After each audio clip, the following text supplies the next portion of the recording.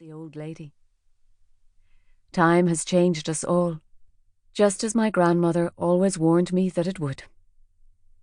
You can't save time, Holly, so spend it wisely, she always said, pointing her finger towards the stars in the sky, and I often wondered if she was talking to something or someone up there.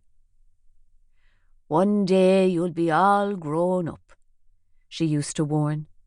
You'll be too big to sit on my knee and too old to listen to my stories. I can't wait to grow up, I always replied excitedly. When I was 7 years old, I meant it. I thought being a grown-up would be amazing. And sometimes it is. Just not lately. I wish Nana had warned me that being a grown-up can be hard. I'd have taken her advice on board. I always took her advice. I still do. Swooping around the final bend in the driveway and nearing the front of the house, I seek out the familiar overgrown apple tree on the front lawn and decide to park next to it. I smile as I think about how much Nana loves this strong old tree with its knobbly bark and sweeping branches. I remember the summer's afternoon I fell from the top branch and broke my left arm. I was 9, almost 10. I screamed so loudly I lost my voice for hours. Nana gave me £2 and told me we could walk to the village shop to buy sweets when I came home from the hospital. I don't remember if we bought sweets that afternoon, but I do remember Nana's arms around me, telling me I was the bravest girl in all of Ireland. I wish I was brave now. Today, I barely recognise Nana's big country house. I hardly recognise myself recently either, if I'm honest. Everything is changing so suddenly it scares me.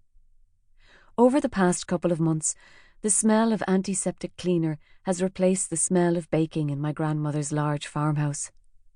The stories we hear now are no longer fairy tales read from dog-eared books. They're long-winded explanations full of medical jargon read from hospital notes. My brother opens the front door as I tap the brakes and tuck my car under the weary branches of the old apple tree.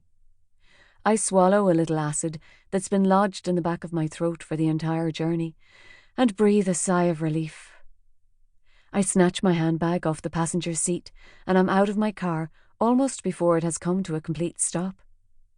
Forgetting to slip back on my work heels, I race towards the house, struggling on the loose pebbles in my driving slippers.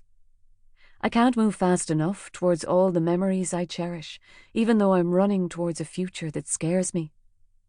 Did I make it? I shout. My voice echoes around the huge open garden and carries back to hit me like a slap across the face. And then silence.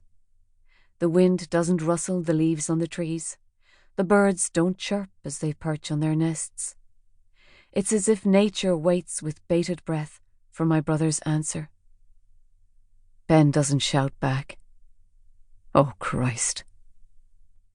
Did I make it? I call again, louder this time as I edge closer to the front door, searching for clues in Ben's face. Ben nods, and it's only then I realise I've been holding my breath. I stop running as I reach the rickety doorstep. I remember how it wobbles every time you step on it. I've spent years awkwardly stepping over it because I don't want to be the one to break it. But today, I stand right in the centre of it, and as if the old concrete slab sympathises, it doesn't move under my weight. Ben's eyes are puffy and bloodshot. It's obvious he's been crying.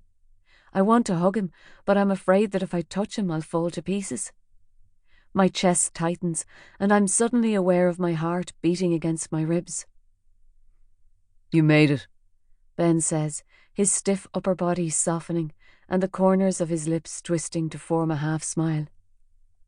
You made it. My hand smacks against my chest and I cough.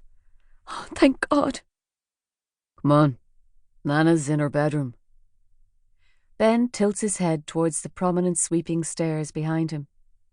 The nurse is with her and Mam is there too.